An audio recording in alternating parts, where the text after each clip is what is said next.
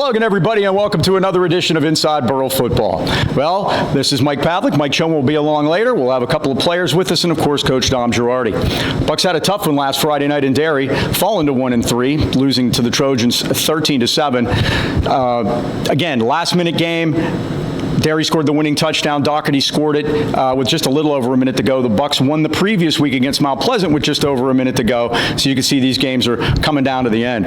On the plus side, I thought the defense played really well. They picked it up, forced a couple of turnovers, had 2 goal line stands, 3 fourth down stops, 2 of those inside the 10-yard line, and allowed only 3.8 yards a carry against those big Derry players, their offensive line, Max Doherty and Justin Papuga, who goes 235, Doherty at 210. And the Bucks defense did very well, allowed only 13 points. The offense, on the other hand, took a step back. They only had 159 yards total on the game, turned it over 3 times. They've turned it over 8 times in the last 3 weeks. That's going to have to stop. And they had 3 drives with great field position at the Burrell 43, the Derry 46, and the Burrell 47, and got no points out of any of those. They're going to have to pick that up. Derry got the winning touchdown on a 12-play drive. It took them 6 minutes, and as I mentioned, Doherty scored the winning touchdown at 1:21 to go. Onward and upward, Bucks this week will take on their rival, the Freeport Yellow Jackets, at Buccaneer Stadium. When we come back, Mike Choma will join us. We'll be talking to Parker Logut and Ryan Rusiewicz, and we'll do that right after this.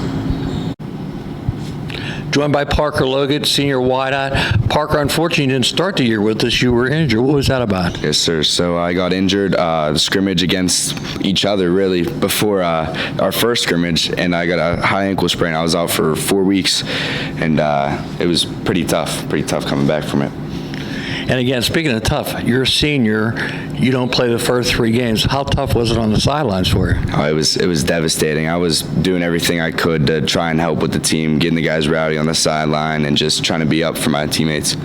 And again, as far as getting yourself in football shape, what were you doing during the time you were off? Well, I was actually going to see my own coach for rehab, Coach York. He was working on my ankle every single day, and then I was in the gym just working upper body because that's all I could really do.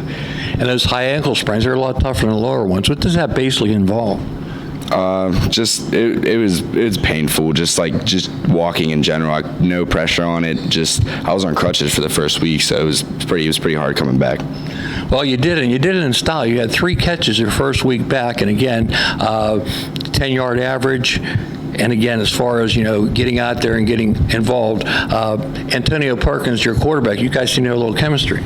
Yeah, me and Antonio, we've been going to the field every now and then, just going to catch balls by him, and then of course I always take him everywhere because he needs a ride. So our team chem builds up quick from that. I wouldn't know what that's like.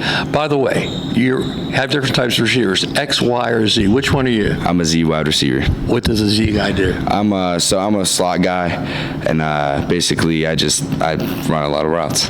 Okay. Well, run a lot of routes Friday against Freeport. Let's get that first conference win. Yes, sir. Thank you. Thank you, Parker. Joined now by Ryan Rusiewicz, also a senior. And Ryan, again, you had a big game on defense last week, 5 tackles, and I call them game changers. You had a fumble recovery and a sack. Let's go back to the sack. What happened on that play? It was a bad snap. Ball got snapped over the quarterback's head. I saw an opportunity to run after the ball. A big guy like me doesn't get the opportunity to get the ball that often, so, I tried to get it. I didn't get it, but I was making sure the quarterback felt me. I threw him to the ground after, It was a big play, and like you said, a big loss on 30 yards. So again, that took them out of field position. How about again on the fumble recovery? What happened there? Again, a big guy like me sees the ball. I'm going to go get it. So I saw it kind of slide out, and I just jumped on it and got the ball back for our offense. And it was a game changer. Like I said, it was a very close game, 13-7. Now, you play offense and defense. What do you prefer, offense or defense? Offense for sure. Why that? I like to move people, you know what I mean? Defense is fun and all, but I like to impose my will, move guys, show them who I really am.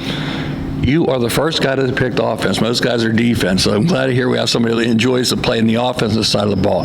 Now, non-conference is over. 4 games in. Again, we think we've been making a lot of progress. New coaching staff, what do you see? It's definitely a lot of progress, but it's still not enough. I mean, 1-3 is not great. We got to be better. Those games come down to the wire. We got to win them. Coming into conference play, every game's a must-win. You cannot lose these games. We need to win. And again, starting out with Freeport, they're going to be tough. What do you see there? I mean, they're tough. They're big. They play hard. They play physical. They want to beat you, but hey, we're tough too. We're going to come beat them, punch them in the mouth for sure. At home, we hope to see another flagpole celebration. What do you think? Oh, for sure. All right, Ryan, thank you. Let's go get them against Freeport. Welcome back to Inside Burrell Football, presented by the Boucher Agency. You know, the Boucher name has been synonymous with serving the people of the Agay Valley for over 70 years, and they're uniquely qualified to help you choose home and auto insurance that protects what matters most, your family. The Bouchers are independent agents. That gives them the flexibility to work with all the leading companies in the industry to find new ways to save on home and auto insurance for you and your family.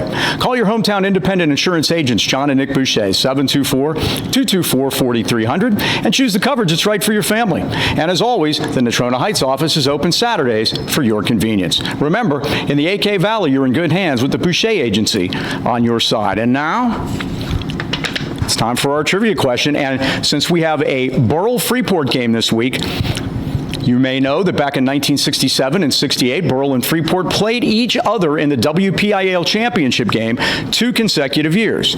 Both games were played at Valley. Both games were won by the Bucks 6-0. Now, here is the question.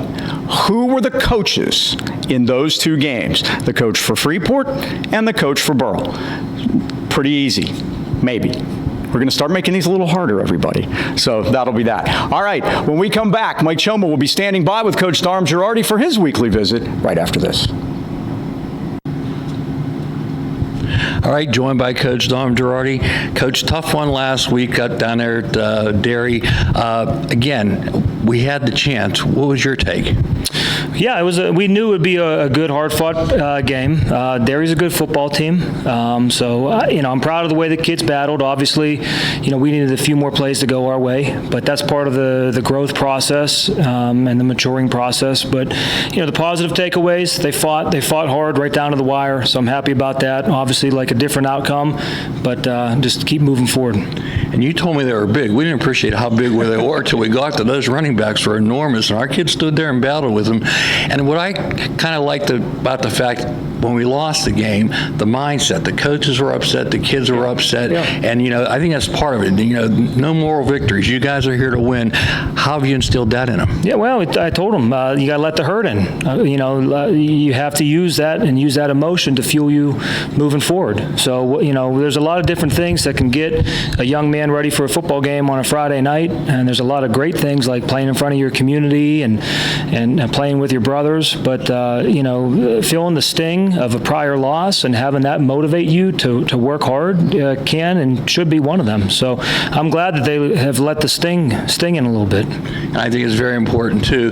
Now the non-conference, we've got all the 4 games out of the way. I thought that was very important. We don't have to worry about mid-season have to play a non-conference game. What do you think is the take from coming in as a new coach with new kids? What have you guys learned coming into the free conference game? Well, yeah, it has been very helpful to have all the non-conference games early, because with the new staff and the kids and getting to know each other and new systems and everything, it takes time. Obviously, every week we're competitive. We're focused on winning, and we went out there with the mindset of doing everything we could to win each one of those non-conference games. But you are willing to look at a couple different things or try a couple different things to find out maybe where kids fit in the system or what's working and what's not. So hopefully we were able to take everything we learned from those games and apply it moving forward. A lot of adjustments along the way, and you've done a great job with that so far. Talked to Parker and Ryan earlier. They're fired up for Freeport. I don't know what you've been telling them, but they're ready to play. What do you see in Freeport? Boy, they come loaded, don't they? Freeport, you have to give Coach Gaylott and his staff a tremendous amount of credit for not what they've just done this year, but what they've done for the past 15 years. There have been different teams that have, won this conference in that amount of time, but it seems like every single year, the past 15 years, Freeport has been right up in the mix, either winning the conference or close to it. So they have a great program there. Their kids play really, really hard. And so, our kids need to be excited at the opportunity to go play really, a class act in terms of, the conference. So we're excited for the challenge. And being a conference game, these count. Is there a different mindset with the kids now and you? hopefully there's a little bit more urgency. You know, we talk about different points and times in the week and different points and times in the game to feel that urgency. I mean, one that everybody would obviously realize, and our kids did a good job of this on Friday, is if the defense starts to get backed up into that red zone, coming up with some stops like they did on Friday. That was another good takeaway. But you want to feel a sense of urgency. You want to realize that the stakes have just gone up a little bit higher, and I think they're doing a good job realizing that. Well, we got a home crowd here Friday night against Freeport. We're looking forward to it. Thanks for stopping by again this week, Coach. Appreciate it. Thanks. Good luck. Welcome back to Inside Burrell Football, presented by the Boucher Agency. Well, as we've all talked about here, the big Freeport game coming up Friday night. It is the 42nd time these two teams have played. That is the second most played rivalry in Burrell history behind Valley, of course. They've played 45 times. John Gaylott in his 18th season as head coach. He's the dean of AK Valley coaches and the dean of the conference coaches. So he's been around for a long time. They've made the playoffs in 12 of those 18 years. They come in 4-0 for the first time since 2015.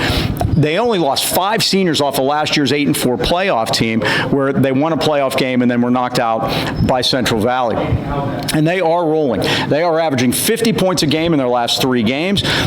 In their first Allegheny 7 conference game last week against Deer Lakes, they won the game 58-7. Now here's the weird part. They only led it 9-7 with 6:15 left in the first half, but the Jackets scored 4 touchdowns in the last 6 minutes and on a run, on a pass, on a pick six, on a blocked field goal return, and then it was 37-7 at half. The blocked field goal return came as Deer Lake's trying to kick a field goal with zeros on the clock, and Freeport ran it all the way back for a touchdown. So they turned what was a 2-point game into a 30-point game in 6 minutes, kind of reminiscent of our game at Shadyside, how he can get away from you really fast. So we look forward to that one tomorrow night. We'll hope you'll join us. 6:45, we'll have pregame at 6:50, and right where you see this, and of course every Inside Burrell Football is available on Fridays at 11 a.m. So thanks to everybody that joined us, Parker Logut, Ryan Rusiewicz, and of course Coach Girardi for stopping by, and of course as always the Dean Mike Choma. So that'll wrap up this edition for Inside Burrell Football.